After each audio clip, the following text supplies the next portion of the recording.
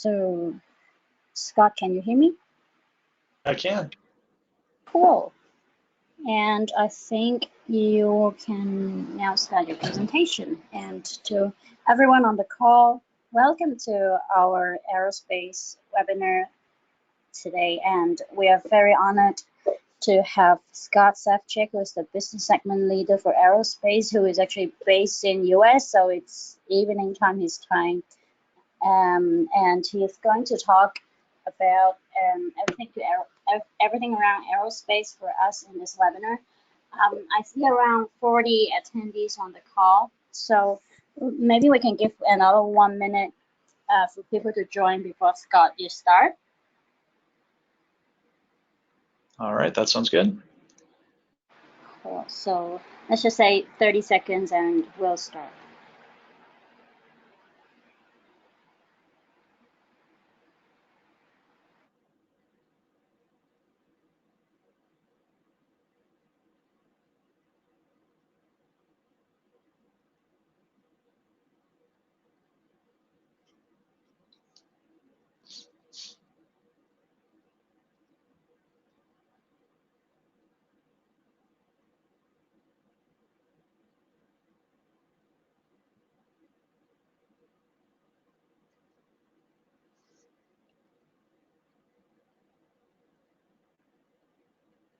All right, so again, welcome everyone, and especially to you, Scott. You're talking to us from from US, and which is pretty evening time now.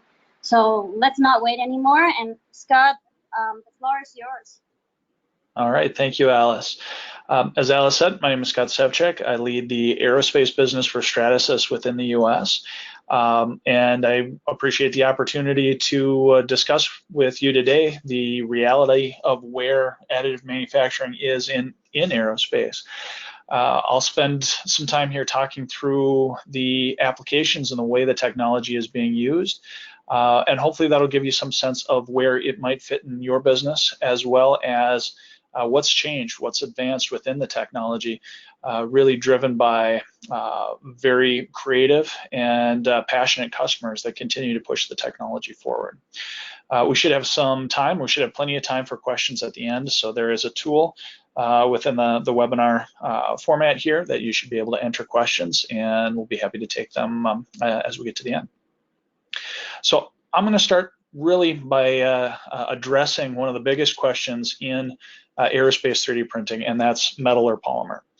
There has been a tremendous investment in metal additive manufacturing over the last decade or so, but the reality is there are hundreds of thousands of polymer parts flying today, and only a few metal ones. So that's not to say that that metal additive manufacturing doesn't have its place in aerospace. It absolutely does. It will be incredibly impactful within aerospace as time goes on. But the applications that require metal on a vehicle generally are higher in requirements than polymer.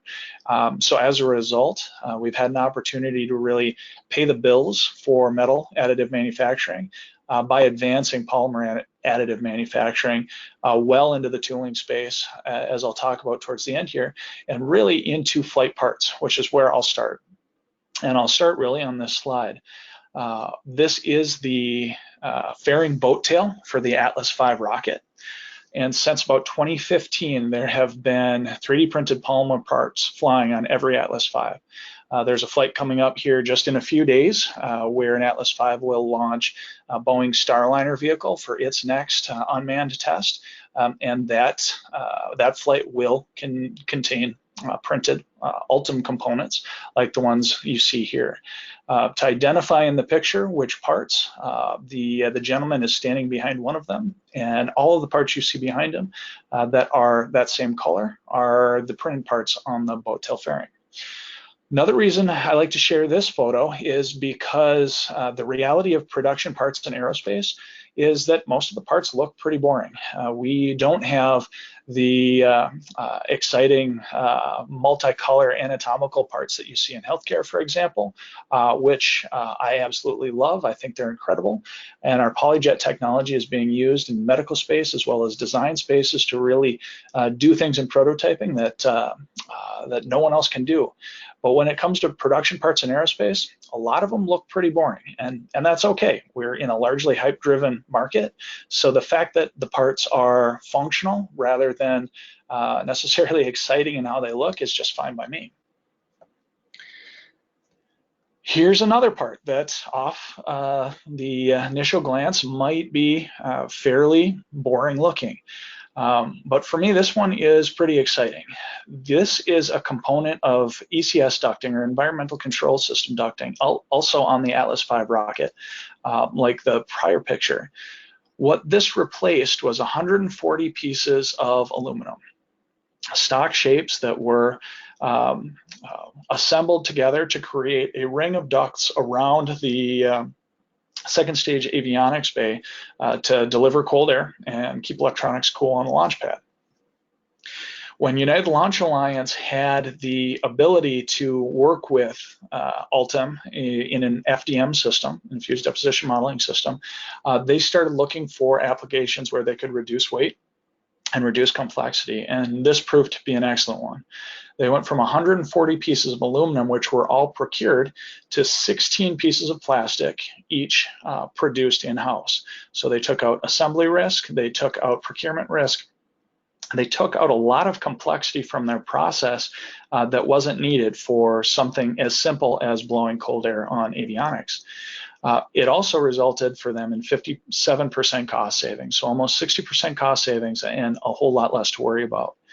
What you can see in this part, if you start thinking about ducting and standard ducts and a elbow or a T-junction here, plus the components that would be required to connect all of those pieces together as well as mount them down, you start seeing where that 140 to 16 part conversion happens. There's a lot of complexity in this part in order to accomplish the same things that would have required additional parts in assembly to do previously. Going on to the next picture, it's not just in launch vehicles that we see the use of additive manufacturing.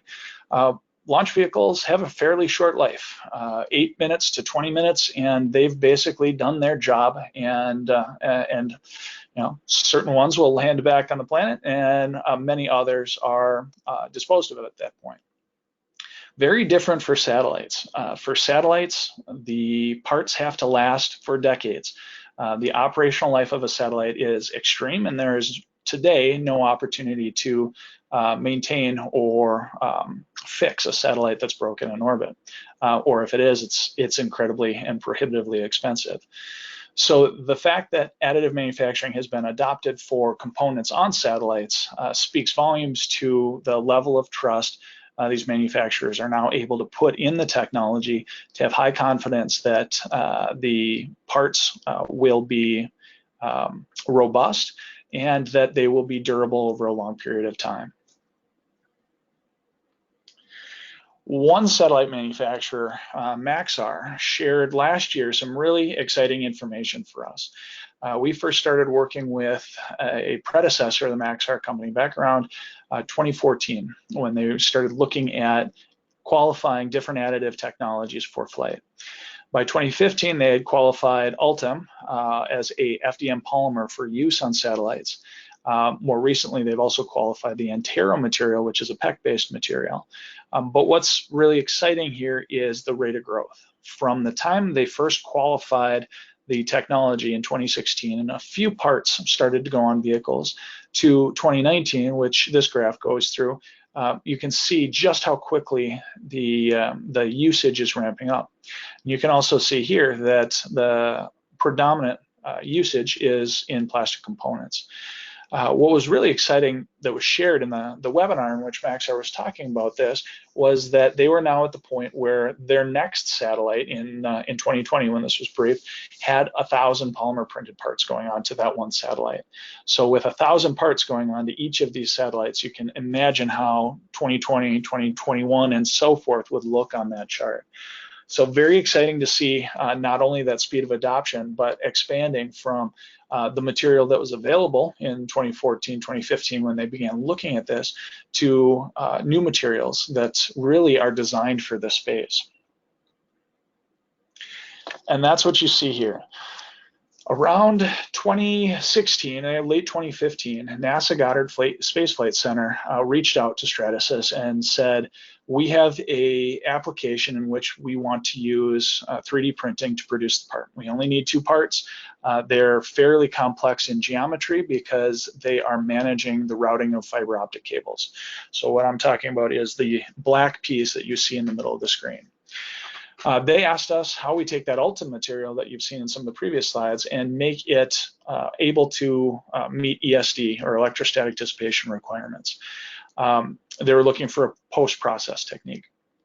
What we suggested was, instead of post-processing, adding more work to the part, that instead we formulate a material or deliver to them a material we were formulating at the time that could meet all of the same requirements as Ultim, only also provide the electrostatic dissipative capability. And that became our Antero material. So what you see is a PEC-based material that has a carbon nanotube loading in order to tailor the electrical properties, specifically surface resistivity, for this part. So literally this material was developed for spacecraft applications. And not long after, NASA Johnson Space Flight Center, the Space Flight Center for NASA that focuses on taking astronauts to the moon and beyond, they reached out with a very similar question. They had parts that they wanted to manufacture additively, but they needed a material that was electrostatically dissipative instead of Ultim. We shared with them what we had already started on with Goddard, and the parts that you saw on the previous slide are flying today on a vehicle called ICESat-2. And these parts that you see on this picture will be flying early next year on the Orion vehicle, which is slated to return astronauts to the moon.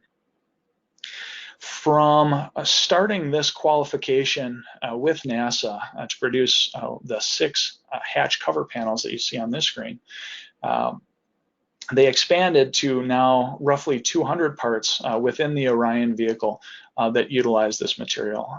They have been very excited about the opportunities for using this material throughout the vehicle because of the fact that it is so well suited to the environment, as well as the economics of producing parts at the sort of volumes that they're looking for. So being able to produce a single part as opposed to having to produce tooling for that low quantity of the parts has allowed them to significantly reduce cost within their low volume manufacturing space. So this material, literally made for space, and while these examples that I've shared in the last couple are for larger vehicles, I can tell you that small satellites are really an ideal application space for this material. This is a PEC material, which, if you're familiar with it, PEC is about the pinnacle of thermoplastics for really any application.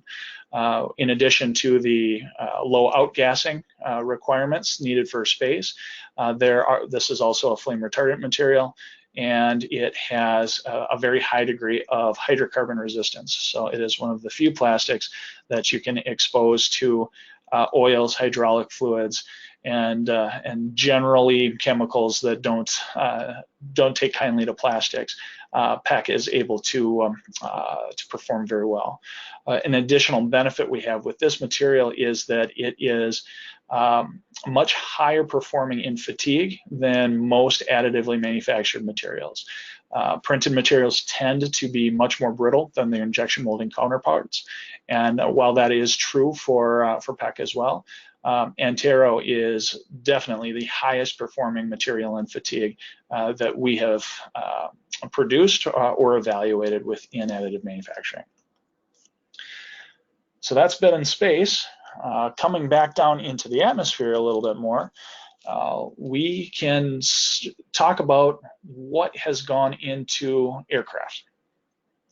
And right now there is a lot more flying in aircraft than in spacecraft even.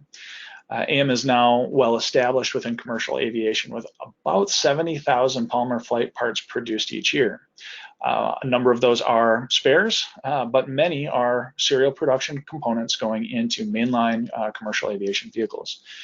For example, if you've flown on an A350 from Airbus, there have been printed parts on that vehicle, I can guarantee it. Back in 2012, though, this was Airbus's first part. It was a spare part that could no longer be acquired. It's a crew seat component for a A310. They did not have the supplier, the source of supply for a replacement part when a part was broken. It's an aircraft that at the time even was very late in its service life. And the requirement here was truly for one part, and they didn't know when they would need a second part. So the concept of tooling up for such a simple part that wasn't going to be needed really at all after that was pretty unappealing. It turned out to be a great opportunity for Airbus to really understand the FDM process and find out whether or not it was to the point that it could be matured and qualified for flight. So that's this first part that you see. Going from this in 2012 to these parts in about the 2015 timeframe, late 2014 and into 2015, you can see that they are still boring, without a doubt. These are not the topology optimized, spidery looking parts that everybody talks about when they think about additive manufacturing. These are really stamped aluminum geometries. They're simple geometries that do not require additive. But what Airbus was doing at this point was really progressing through a very careful, cautious, and rational approach to adopting the technology. So that first part on the last slide, it was a one-off. They qualified it as such. They took one part through sufficient testing to convince their airworthiness authority, EASA in that case, that part was sufficient. The next set of parts were missed part production for the A350. So giving Airbus flexibility in their supply chain, being able to quickly produce a part that they needed rather than the traditional procurement approach if that part was unavailable. So they qualified the process. They kept everything else the same. It was a material that was known to the industry, a part design in these cases that were already established and qualified, and the only variable they changed was the process, the manufacturing process specifically. So that enabled them to produce a specification, a material and process specification against which they could produce a number of parts. First parts were missed part production, but very quickly, Airbus found a number of these parts buying their way into serial production on the aircraft. And that was on the A350 program, and why I have confidence that every A350 flying has printed parts that look a bit like this going into them. That isn't where they stopped, of course. So once they had a process that they understood well, then the design variable could be opened up. So you see a few more years progressing, and now Airbus is developing parts that have that spidery, spindly feel of an additively manufactured part that couldn't be produced another way. Specifically, this piece is in A321 Finnair interior configurations that have need for just a few spacer panels throughout the cabin. If you are in a Finnair A321, you will not be able to find the printed part because on the outside, the other side from this picture, it will be indistinguishable with any other plastic surface within the cabin. But as you can see on the backside here, they have utilized additive manufacturing to optimize this part. And as a result, in this part, they save 15% weight over the part, the traditional spacer panel that would have been employed.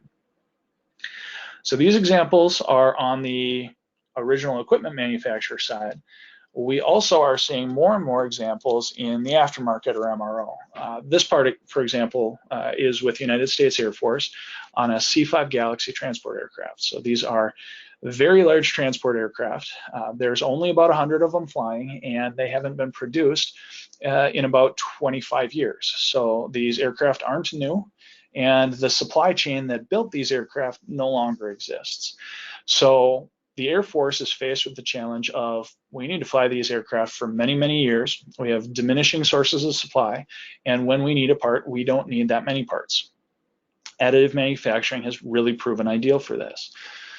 So while these parts look a different color, this is the same Ultim material that was in some of the prior launch vehicle and aircraft examples, only we provide the Air Force with a gray material that allows them to print these parts and put them immediately into the aircraft with no additional post-processing. So this has really opened up opportunities for the Air Force to sustain aircraft in ways that are much more cost-effective than the approaches that they've had to take in the past. With all of these examples so far, the vehicles have pretty much been designed before additive manufacturing comes into play. We've recently had an opportunity to get involved when the aircraft in question was nothing more than a concept. So we've been working with a company called Boom Supersonic for close to 4 years now. Shortly after they began operation, their head of manufacturing, who had used the FDM technology for some tooling in past roles, reached out to us about collaboration. We were instantly supportive. We thought it would be a great opportunity to really see how additive manufacturing can affect the development cycle of an aircraft. And the initial intents, as with 3D printing technology in general, started with prototyping, progressed into tooling, and something we were confident from the start, also made their way onto the aircraft and in volume. This is one of my favorite pictures there is today. This is the background on my wallpaper on my computer. I love this picture so much. And as you can see, it's inside of an aircraft, and it's a bunch of boring parts. As I said, I like boring parts when it comes to production in aerospace. The exciting part in this picture for me is there are actually 8 additively manufactured parts fulfilling 4 different application purposes. So here's where those parts are found. So you can see ducting, you can see bracketry, you can see a cover panel. You can see a variety of different usages of the technology in this one picture alone. So this is a random snap within the fuselage of Boom's XB-1 demonstrator aircraft, and you can see how thoroughly adopted the technology has become. And that's just one picture. When we zoom out a little bit on the aircraft, we can actually trace from nose to tail the use of additive manufacturing for routing this conduit along the fuselage. These parts are fairly simple in terms of their function. All it is locating this conduit in space. But these parts also look a lot like parts I've seen on a number of different platforms as well, particularly in UAVs. This is, I would say, one of the most common usages I've seen of printed Ultim components in UAVs is standoff brackets like this. And one of the reasons you can kind of pick up from this picture is that this is a material that bonds very, very well to carbon fiber composites. So we can get a great bond. We can do less, I would say, destructively to the carbon fiber, and still get a good bond for bracketry components such as this.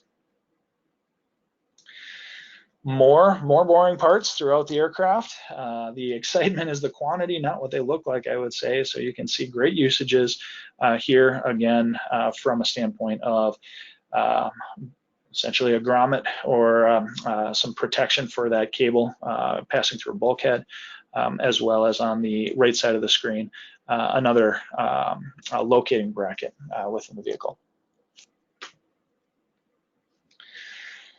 Now, I've spent a lot of time talking about production parts, and I wanted to do that to really highlight how mature the technology has become and how it is being adopted on vehicle in a multitude of different ways.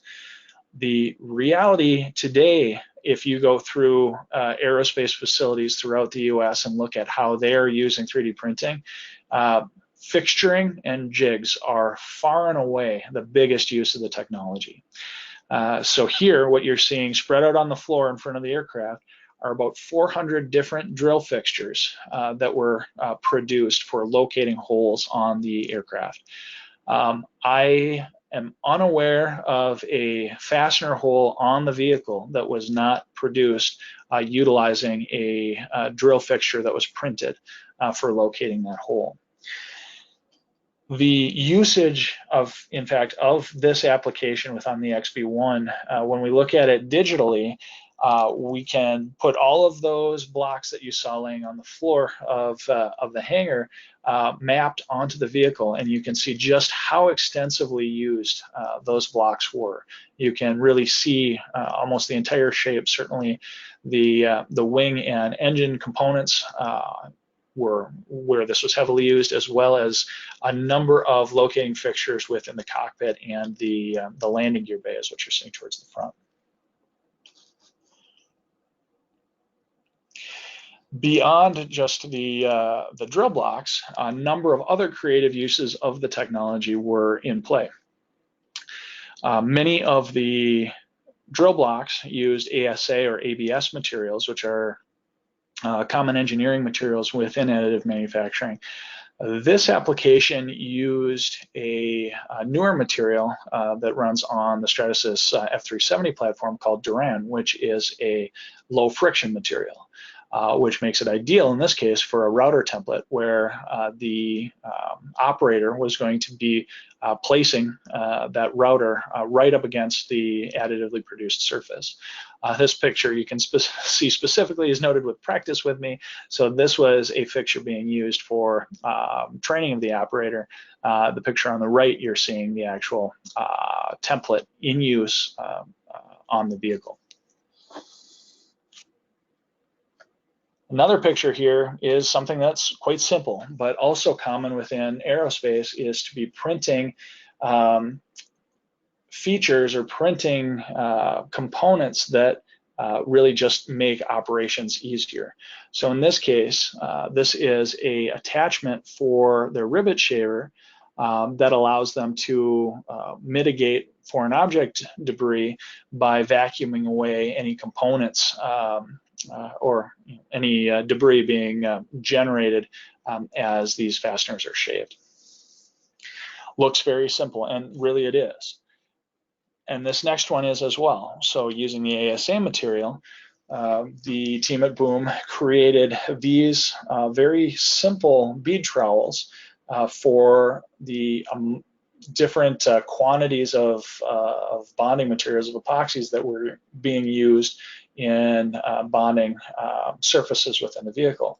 So again, looks very, very simple, but it enabled them to have very high confidence in the consistency and quantities of material that they were putting down to really optimize this process in a way that was very, very manual prior to this approach. And you can see here how this was being used on the structure as they were bonding the skin to the structure. So they trusted these tools to enable their process really in a very critical step within their assembly. This one's another one that I really get excited about. With FDM, we've had a high temperature material, Ultim 1010, for quite some time, and we have a number of customers who have used it for creating 3D printed layup tools for carbon fiber composites. The material has the strength and heat properties, thermal properties, that allow it to be used within an autoclave, so for high temperature part curing. But overall, the technology is limited by a high thermal coefficient of expansion of the tooling material. So generally not used for large tools, patch panels, smaller tools, it can work very well for. Here, Boom needed to make some very, very large tools, but Boom was moving very, very fast. So 3D printing actually enabled them to do something really optimal on their big tools. They were able to produce their large tooling really in a defeatured state. They knew the outer mold line of the vehicle. They knew the shape of the large composite pieces they were producing, but there are always features that need to be addressed. So in this case, this is showing an example of a joggle for the mating of two composite pieces. Boom was able to have their expensive, large tooling produced in a defeatured way that allowed them to parallelize their activity. So they brought in the defeatured tools while they continued the final phases of design, and then they used 3D printed inserts to add features to those tools, which gave them a very high degree of flexibility in finalizing some of those features very, very late in the process. So it's a little hard to see, but if you can walk through the colors at the center, you can see the tooling surface. So that's the base. That's the expensive large tool that they had produced. The pink would be the insert. So this is the 3D printed component, very simple in shape, but 3D printed that is bonded first to the tooling surface. And then the third layer, that light yellow layer that you see in the graphic in the center, is the laid up part. And you can see the feature that results. Instead of just the bare tooling surface, it's now created the feature that will allow that part to be bonded to the neighboring part on the vehicle. So some very creative ways in which 3D printing isn't used in its entirety, but 3D printing is used complementary with traditional technologies to really open up flexibility. So the printers that are being used on site at Boom are a great example of the type of printers that we see quite frequently within aerospace. So the Stratasys F900, the large system on the left, that is the system that is predominantly used within aerospace for production parts. It is a high temperature system, so our materials like Ultima and Antero run in that system, and it also has the ability to produce parts up to 1 meter in length, which in the case of the United Launch Alliance example way back at the beginning, the reason they had 16 parts was that was the biggest part that they could produce within this environment. So you can imagine how the flexibility of a large system really can contribute in those production part cases on large parts, but even on small parts, because of the size of the system, all of the moving around that a gantry does within a 3D printer really doesn't affect part properties when you're talking about a system this massive being used to produce a small part. Going to the right, you see the Fortis 450, which has the same high temperature capabilities of the 900 and is really a tooling workhorse. As you could see in the past examples, the bulk of the tooling that was produced for Boom was really produced on that 450 or its neighbor to the side there, the F370. The F370 is a smaller system, very office friendly, very easy to use, and has a wide range of materials, including that Duran material that is ideal for the low friction applications. So here's the range from the very big, high performing to the very flexible. Going from here, I also wanted to mention a new printer that fits. It's not on Boom's floor yet, but this Stratasys F770 gives you the volume of the F900, but with the user friendliness of that F370 at the other end of the screen. So what you see with this system is large, but not focused on those high temp materials needed for the production applications, but focused on ABS and ASA, those tooling workhorse materials that were used to produce all of those drill blocks, for example.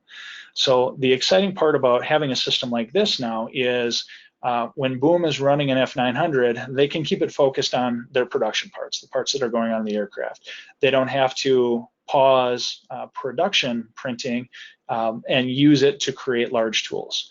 There's now a separate system, a very cost-effective system, that allows a user to focus their 900 on the production parts and still get big tools and get them more cost effectively by focusing them on this system, the F770. I've talked a lot about FDM. Fused deposition modeling is far and away the technology that is most used today within aerospace.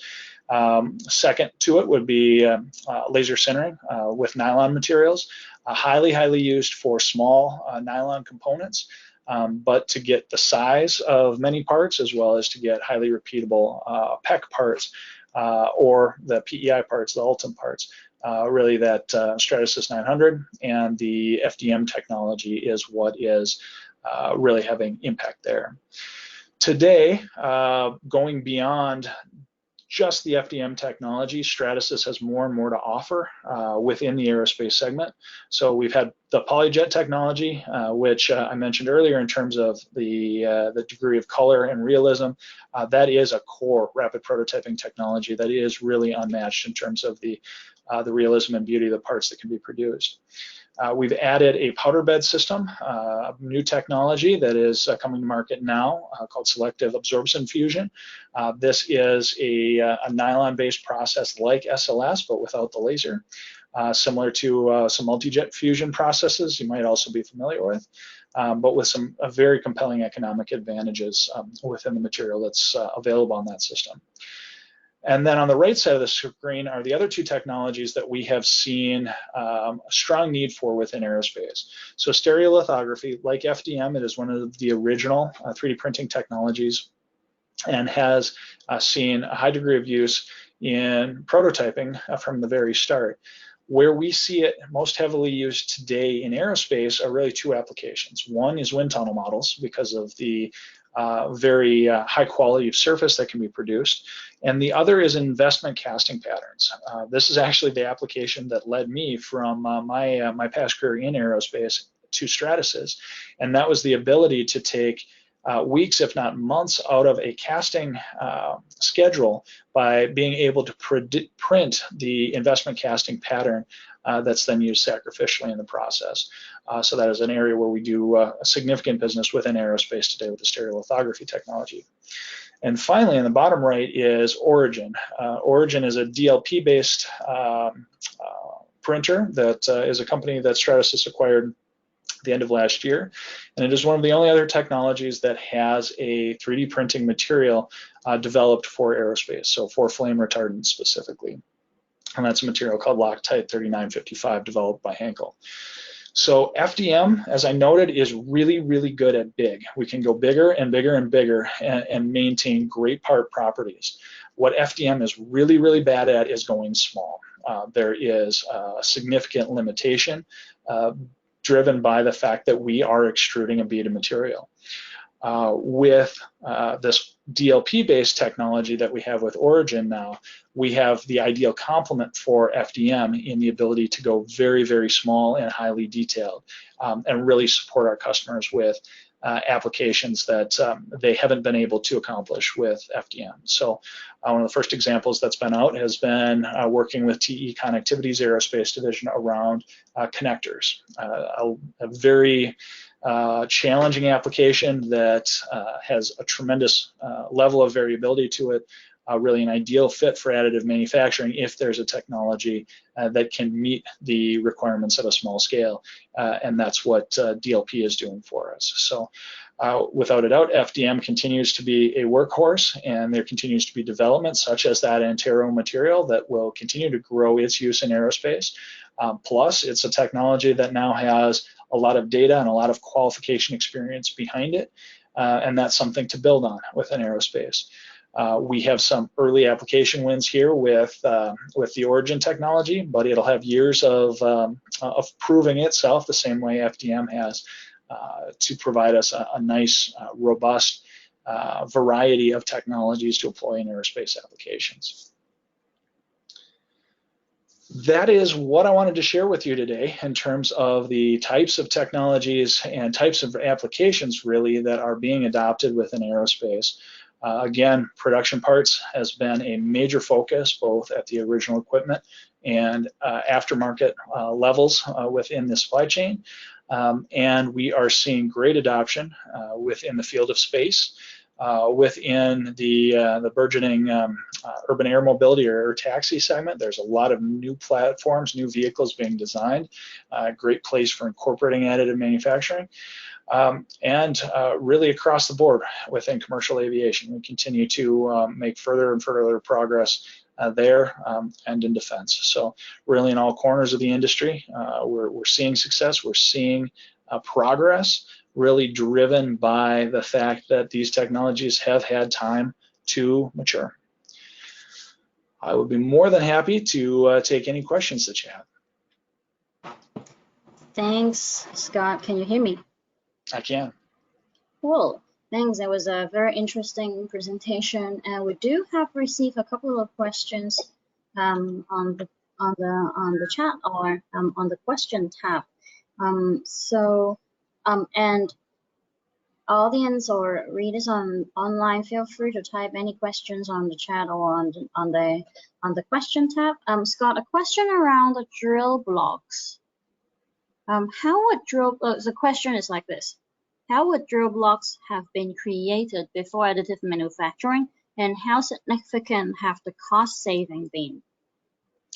Yeah, so to the first part of the question, there's a lot of different ways of locating holes, and traditionally you were locating holes one at a time, and in some cases you would be using something even as simple as plywood in order to measure out your location and place it.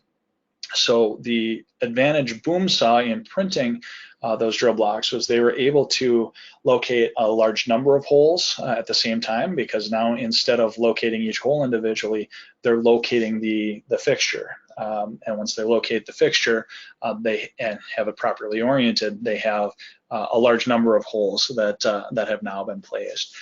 So the savings for them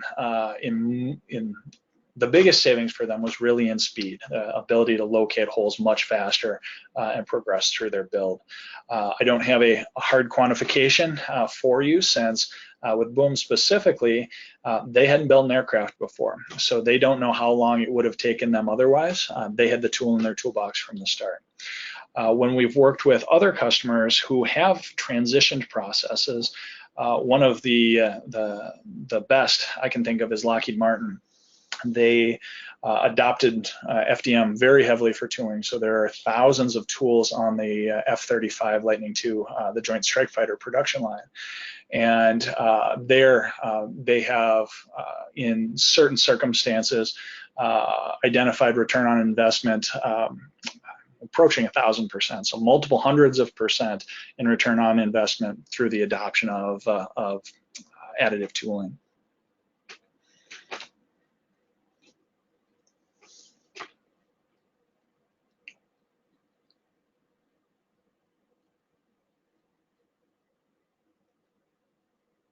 Alice, were there other questions?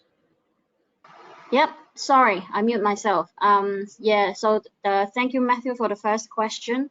There was a second question, and now a few questions are coming. So next, what are the challenges faced while additive manufacturing ECS ducts, and what will be temperature and pressure limitation of material used in 3D printing? Sure. So the interesting thing about like that ECS duct example that I had with United Launch Alliance is it was only aluminum because that was an approved material. So they didn't need aluminum. They didn't need those properties. This was low pressure ducting, so really all they needed to do was contain the flow and get enough air to the avionics. This was also cold air, so it wasn't dealing with elevated temperatures. So really that application specifically was really, really easy. They just had a completely over-designed subsystem in place. That said, we have seen many customers adopt 3D printing for ducting in a lot of more challenging environments. We recently shared a story with Senior Aerospace, Senior BWT out of the United Kingdom, where they're doing a lot of ULTIM ducting. And the reality is ducting is generally pretty late within the priority space when you're developing an aircraft. So it kind of has to fit all of the other systems that are already in place, and you're working around a lot of things. So the complexity really drives a lot of value in being able to use additive. ULTIM 9085 is a material, I don't have the number specifically in front of me, but it can handle relatively high temperatures, and it can also handle relatively cold temperatures. So I had always expected the material to be increasingly brittle at low temperature, but United Launch Alliance, when they were doing their testing, they included liquid nitrogen testing with the technology, and actually showed a pretty high degree of ductility even at very cold temperatures. So the temperature range is pretty substantial. This isn't something that you would be using in like 1,000 degree. I apologize for speaking in Fahrenheit, but those sorts of applications. We do have an example where Boom did use a ULTIM 1010 duct on a engine test stand that was handling some pretty high temperatures, but generally you would stay within the several hundred degree rather than approaching 1,000 degree range. As to sealing, we've done some really interesting experimentation around that, because a lot of times you think of FDM, material extrusion, as a rather porous process. And interestingly, when you have a big thick part, yeah, there's a lot of porosity because you have tool paths that make corners, make turns, and leave a void behind. When you're working in a thin wall, you don't have that because you're not making those turns all the time. So a single bead or double bead sort of thin wall geometry actually seals really well. And we find the only leakage is along the seam, so where that tool path starts and stops and you go to the next layer. So we've developed some approaches where you take a thin wall geometry like that, you align the seams, and then you just use a strip of epoxy, and as a post-process, paint that down that seam, and you're able to get a relatively good sealing duct as a result of printing thin and sealing the seam.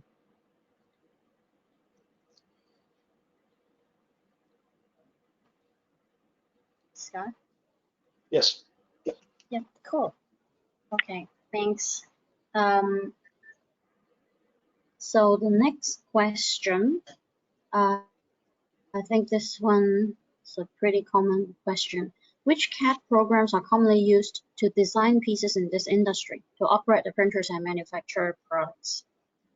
Yeah, so that is basically the answer is all of them.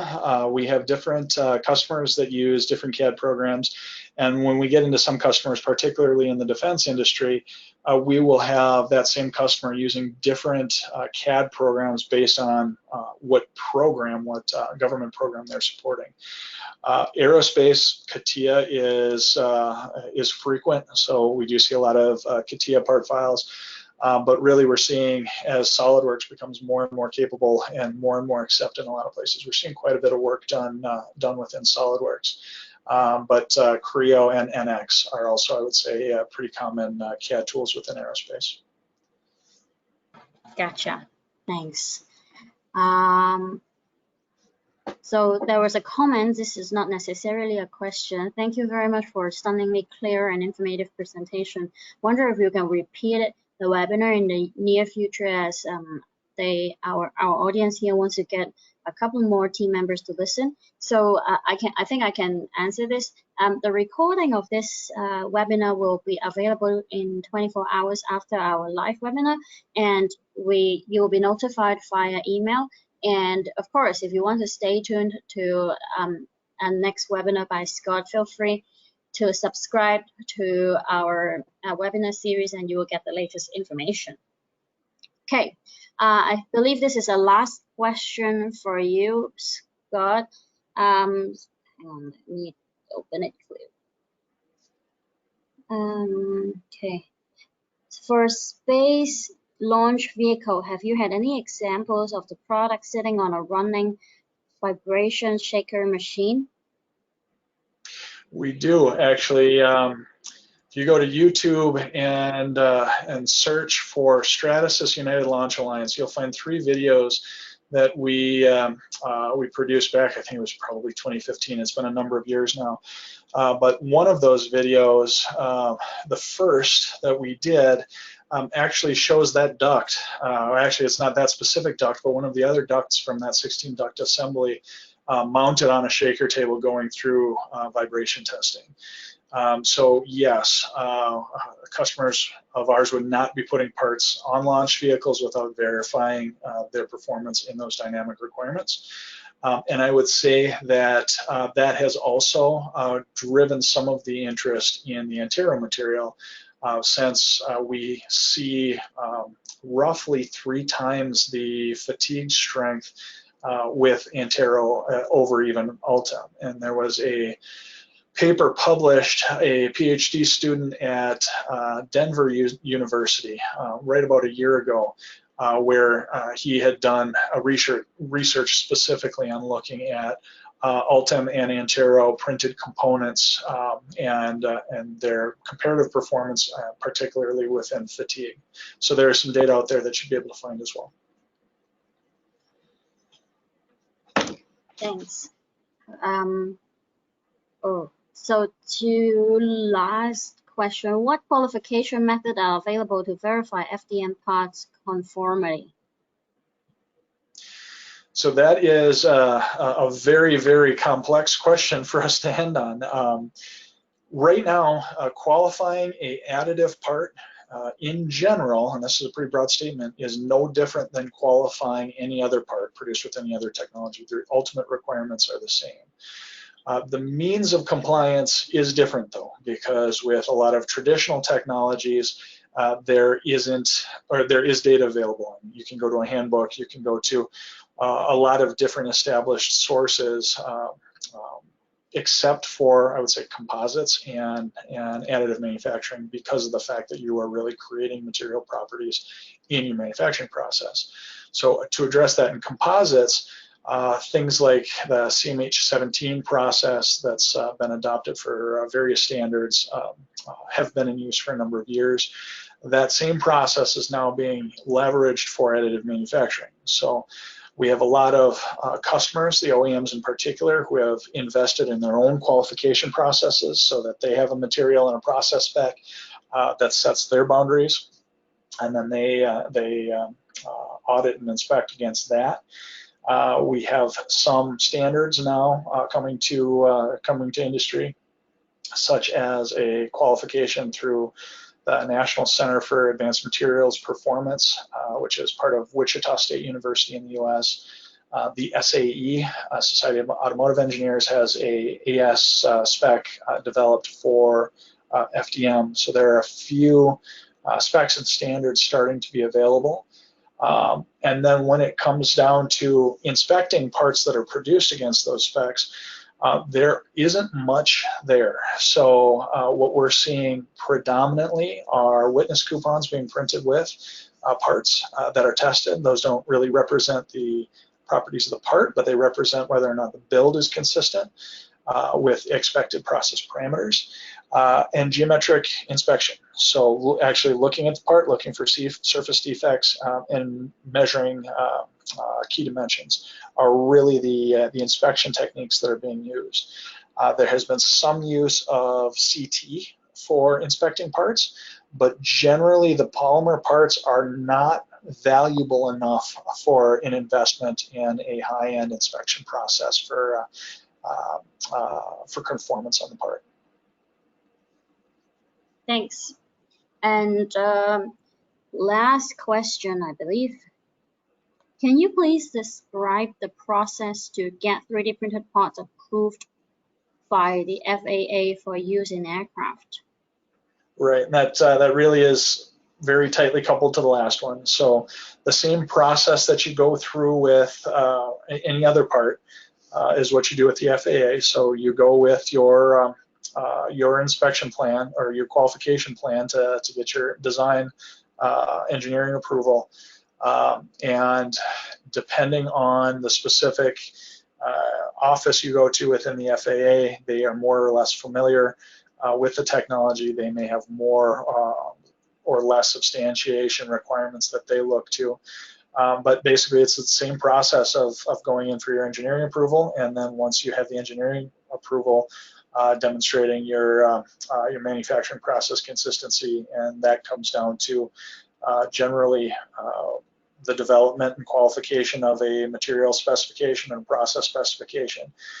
Many of our customers have done that on their own, so we deliver material from Stratasys to a number of customers against their own part number. Airbus, for example, the United Launch Alliance, both have flowed to us a material spec, which we then deliver material against that material spec. We also have our own specifications that we are more than happy to share that can be used as drafts for your material and process spec, or they can be used outright, and you can procure what we call our certification grade material against the Stratasys material specification.